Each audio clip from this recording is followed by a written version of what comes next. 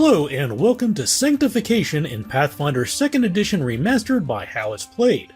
Sanctification is a new system added to the game as part of the Remaster project and does not apply if your group is using the Pathfinder 2nd Edition Legacy rules.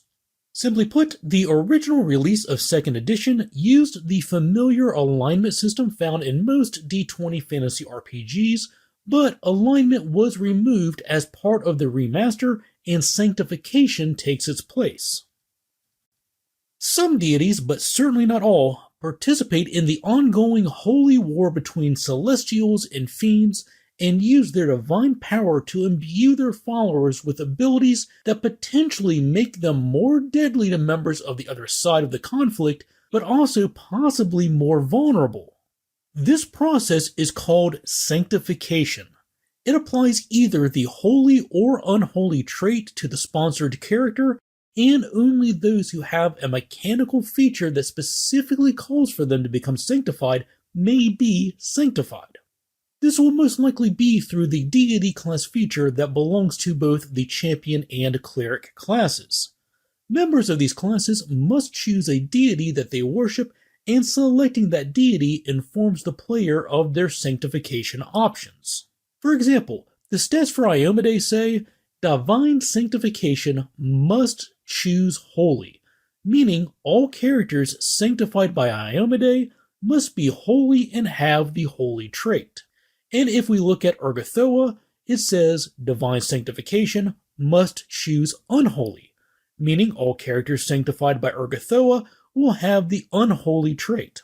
Those are two examples that have strict sanctification requirements, but many deities allow their devotees some flexibility. For example, the block for Desna says, Divine Sanctification can choose Holy, meaning those characters who have a class feature that grants sanctification and follow Desna get a choice. They can either choose to be sanctified holy, and therefore have the holy trait, or they can choose not to be sanctified at all, but they cannot choose to be sanctified unholy. Should they choose not to be sanctified at all, then they will have neither the holy nor unholy traits. And Abadar's entry says, Divine Sanctification can choose holy or unholy, so his clerics can choose to gain the holy trait, the unholy trait, or can choose not to be sanctified and receive neither. And one last example is Gozra, whose entry says, Divine Sanctification none, and never sanctifies their clerics. The key to remember when choosing sanctification is if your deity's entry has the word can in it, then you have the option of choosing either what is listed, or you can choose not to be sanctified at all, and therefore not have either the holy or unholy trait. But if your deity's entry says must, then you have to be sanctified according to the listing and cannot choose to not be sanctified. And remember that a character must have a feature that grants sanctification in order to be holy or unholy. For example, a sorcerer who worships Iomedae and casts spells from the divine tradition is not sanctified and does not have the holy trait, at least not by default. This sorcerer could gain sanctification by taking a feature that mechanically provides sanctification, such as multiclassing with cleric. But once a character, cleric, champion, or otherwise, gains such a mechanical feature, they must choose a deity to follow, and each deity stat block describes what sanctification options are available to their worshippers. So what does it mean to be sanctified and gain the holy or unholy trait? In and of themselves, these traits do very little, but what matters is how they interact with other mechanics and effects. First, holy and unholy are frequently used as prerequisites to gain access to something. For example, the Eternal Blessing feat can only be selected by a character who has the holy trait. Second, all sanctified actions you perform gain your sanctification trait. For example, the Divine Lance spell has the Sanctified trait, making it a sanctified spell. What this means is that it is neither inherently holy nor unholy, but if the person casting it has the holy or unholy trait, then the Divine Lance spell gains that corresponding trait, meaning it will trigger weaknesses of that same type. Only spells with the Sanctified trait gain your holy or unholy trait, not all spells or similar effects. Meaning when a cleric of Sarenrae who is sanctified as holy casts Divine Lance, it gains the holy trait and triggers any weaknesses to holy the target has. But if that same cleric casts Fireball, that will not become a holy Fireball and trigger those weaknesses because Fireball does not have the holy or sanctified traits. And the same is true when casting the Heal spell. Heal does not have the holy or sanctified traits. Therefore, the damage it deals to undead does not trigger weaknesses to holy, nor does it harm living creatures that are weak to holy. However, there is a feat clerics can take at first level called Divine Castigation that grants Heal the holy trait and allows it to damage anyone with the unholy trait. This is spirit damage, and it would apply to any creature with the unholy trait, and if that creature is also weak to holy, it would trigger that weakness as well. Let's look at a more specific example. Kyra is a cleric of Sarenrae and is sanctified as holy, therefore she has the holy trait. She attacks a goblin warrior with Divine Lance. Because Divine Lance has the sanctified trait, it adopts her holy trait, making it a holy Divine Lance, so to speak. If she hits the goblin with her holy Divine Lance, it will suffer 2d4 spirit damage just like most anything else. The goblin is not weak to holy, and there is nothing else here that interacts with the holy trait. So Kyra being holy makes no difference in this example. Her Divine Lance functions the same as any other divine casters when attacking this goblin. Next, let's consider what happens when Kyra casts Divine Lance at a Barghest. We see here that Barghests have the unholy trait and weakness 5 to holy. Therefore, if Kyra hits it with her Divine Lance, she will trigger its weakness and deal an extra 5 damage for a total of 2d4 plus 5 spirit damage.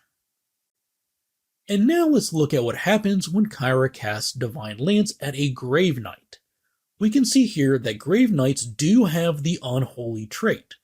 So what happens when Kyra hits it with one of her holy Divine Lances? Well, nothing special. It simply deals its normal 2d4 spirit damage. Why? Because there is nothing in the Graveknight stat block that interacts with holy effects. Simply being unholy isn't enough. The creature needs to have a weakness to holy, which Graveknights do not have, or they need some other mechanic that specifically mentions how it interacts with holy effects. But what if Kyra had cast Holy Light at the Graveknight? Here it specifically says that if the target has the unholy trait, it suffers an additional 5d6 spirit damage, and Graveknights do have the unholy trait. So in this case, they would suffer 5d6 fire damage plus an additional 5d6 spirit damage. So to sum up, simply having the holy or unholy trait does not make you weak to the opposite effects. You must specifically have a weakness to holy or unholy. Likewise, having the holy trait does not make you automatically suffer additional damage from unholy sources. All of an unholy champion's strikes have the unholy trait, but they won't do any extra damage to Kyra because she does not specifically have a weakness to unholy. The holy and unholy traits also modify how certain items can be used. If a creature who is weak to holy or unholy attempts to use an item with that trait, they suffer an amount of damage equal to their weakness.